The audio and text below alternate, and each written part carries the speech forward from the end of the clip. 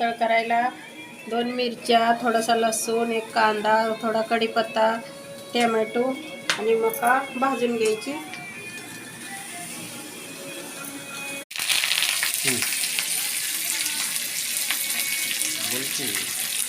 लसूण, कढीपत्ता, कांदा टाकून घेतले आपण.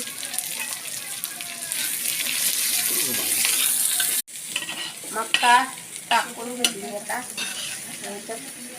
थोडीशी हळद टाकायची, थोडंसं चवीप्रमाणे मीठ टाकायचं.